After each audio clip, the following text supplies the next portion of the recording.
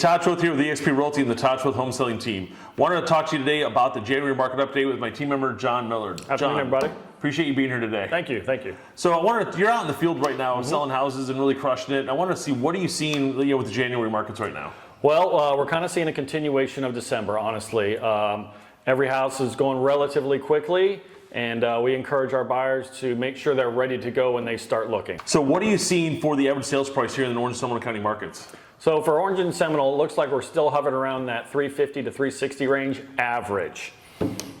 Awesome. So what are you seeing like the days on markets that's going on? So for about a week, maybe 7 to 10 days for your average price. If there's an open house, 9 times out of 10, that house is gone by Sunday night or Monday morning. So we're seeing a lot of properties get listed Thursday and held open Saturday, Sunday, and Monday they're gone. So it's like, it's crazy with the inventory. Are you seeing a lot of your offers having to go over asking price right now?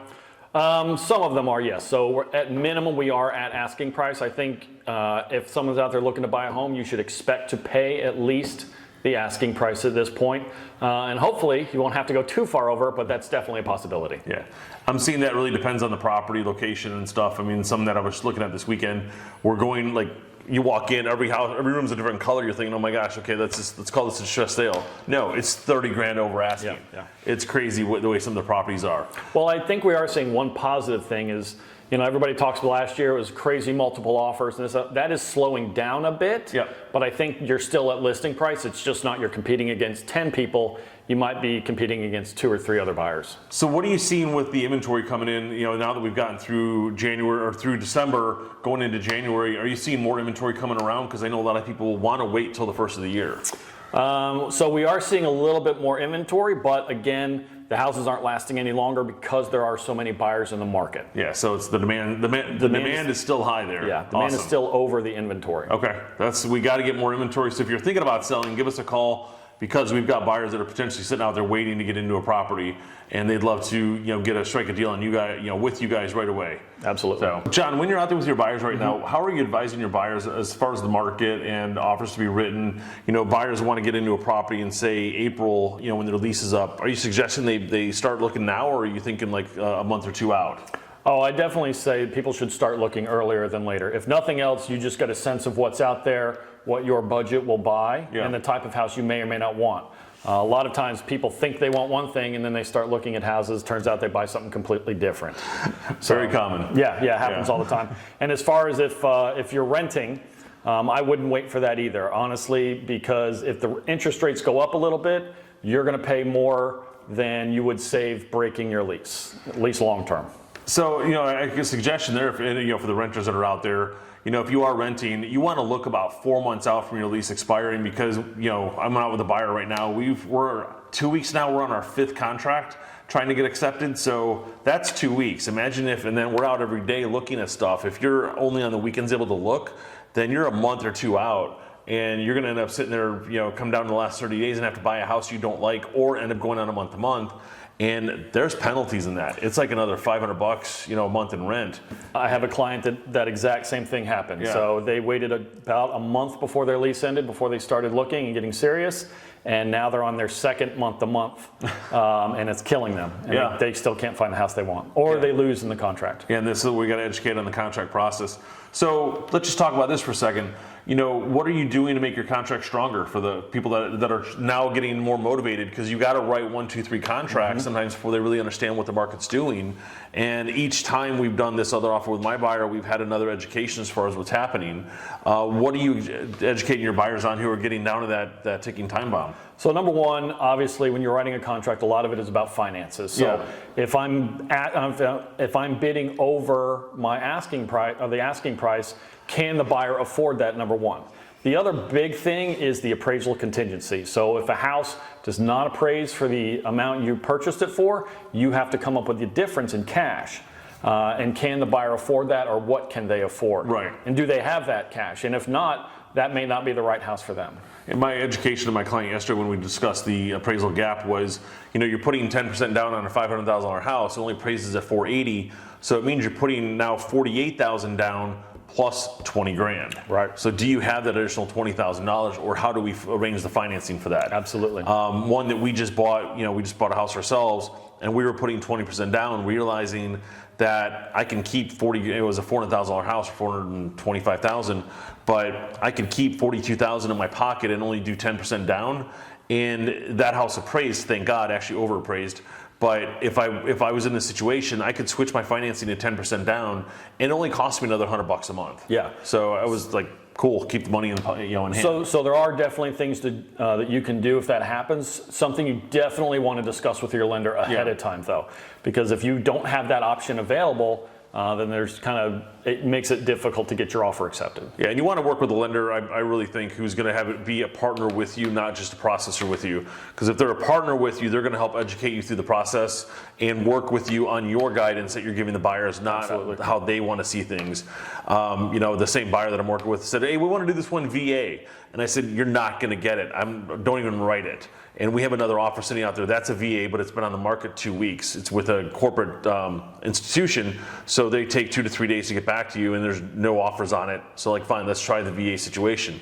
Otherwise, you got 20%, let's write it at 20%. You got to at least have an opportunity. Well, I think that's another thing to look at as well, is if you find a house that's been on the market for about a month or even longer, that gives you some wiggle room. Yeah. If you have a good agent, such as Team Schroth here, we can call and find out why that house has been there for so long. If it's the other buyers fell through, if there's something wrong with the house, whatever the case may be. But that also gives you a little bit of power as the purchaser, so that I can put in list price offer, but I don't necessarily need to deal with the contingency because that house has been sitting there. So the seller's a little bit more motivated. So you can keep your appraisal contingency, you can keep your financing stuff in there, you can keep the things you'd have to remove on the other contracts. And that's a good, and I like giving real world examples to the clients that we're talking to. Yeah, absolutely. I know anytime I have a buyer with these questions, I basically take examples from previous people that I've worked with and said, this is what this person did, this is how they got around that. We had one where the appraisal came in 30 grand less than the purchase price, and they didn't have that 30 grand, so went through how they met that, part of which is the seller, it can be used as a negotiating tactic as well. I have a deal right now that very much, if the appraisal doesn't come in, we're going to try to pull the purchase price down for our buyers. Yeah, I mean, and it happens. It's happening because sometimes the sellers are getting too aggressive, and as listing agents, we need to rein them in because the market doesn't match every property. Right. So as we're wrapping up, what are you seeing with the education on interest rates happening right now? Because I know it's a new year, everyone gets freaked out, what's going to happen? Well, the number one question I get is, when will the market stop going up, or when will it crash? Right. When will house prices come down? And one thing I like to tell my buyers is they probably won't, but they will level off. Yep. So everybody refers to the 2008 crash. This is not that. So I think what you're going to see is the prices will level off, but you're still going to pay list price. If you're thinking about waiting till the end of the year, hoping you're going to get a deal or a cheaper house, honestly, what's going to happen is interest rates are going to go up. Yeah. Every quarter, it's already been talked about that the Fed is going to raise those interest rates, which will actually diminish your purchasing power because you're going to be paying more per month because of the interest rate. Yep. So if you're on that fence, I absolutely would tell you to go ahead and pull the trigger and look to purchase a house now while it's still in the low 3s, because once it gets up to 4 by the end of the year, you're going to notice that your monthly payment for the same house is going to be $300-400 more. Yeah, I mean, what I would be doing if I had that lease in May or April, that was expiring right now, I'd be buying now and maybe make, not that I want to spend a rent and a mortgage, but do that for a month or two and take a month or two to move in. Take the time to do some home improvements before you move in. Absolutely, you can paint your house without spilling it on your couch. Before you put all your stuff in there, you can do a couple of things you want to do. And honestly, breaking your lease for, call it $2-3 grand, is much cheaper in the long run than paying a higher interest rate for the next 10-15 years. Yeah, long term. So John, let's talk about the sellers right now. I know we've done a lot of buyer representation, but let's talk about sellers. So the sellers you're talking to about getting the houses ready for market, what are you suggesting they do? So for the sellers, everybody wants to sell their house super high, of course. They want to make all the money they can. But we have to be realistic about it. So if you price your house way over the market rate or what you think the appraisal might be, honestly, you're just going to drive away potential buyers. Yeah. So that's where you would work with a qualified real estate agent to come up with a reasonable price that's both good for you, but will also get you the traffic you need so you can sell your home. Having a high-priced home does no good if no one's going to buy it. So, as we talked about with the contracts with the buyers, like the ones that are on the market 15 to 30 days, that's where they've started out way too high and now they're going to end up reducing down. You always end up netting less in the long run when you're on the market longer than if you price it right in the beginning. And, I could list my house for 500 and it's only worth 450. Someone will put an offer on it. But what's going to happen is, and we might even get 520 out of it, but they're going to end up having to negotiate down because the appraisal, the value is really 450. Yeah. I mean, it's, and so you've got to go through that process with them. Well, that's what I tell my clients too, is if they want to list their house, say 50,000 over what it might appraise, you have to educate them on, say, okay, but you're definitely going to limit your base. And then it's very, very, very possible when you do get that buyer that they won't be able to come up with the cash difference for that appraisal. Yeah, and then it's the education of, okay, guys, I know I promised you're going to make 500, but I only make 450. So 50,000 is not my fault because I showed you the comps and what was there. But you're the seller, you dictate what happens, but we're the guide to educate you on the best way to do it. Well, I think that's why when we work with our sellers here, we like to meet with our sellers and we go over all those different options. Yeah. So we'll write it out. If you sell your house for this much, this is how much you should net. This is the danger in that. If you sell it too low, you won't get the same net amount, but yeah, your house might sell very, very quickly. So there are some different options. You have to find out what is best for the seller as far as the timeline and their personal finances as well. So a question, a lot of sellers, pretty much all of them say, I want to sell it as is. Okay, so what do you educate a seller there in that question? So most of the time when a seller says as is, basically they want to sell their house and not have to worry about it and just walk away.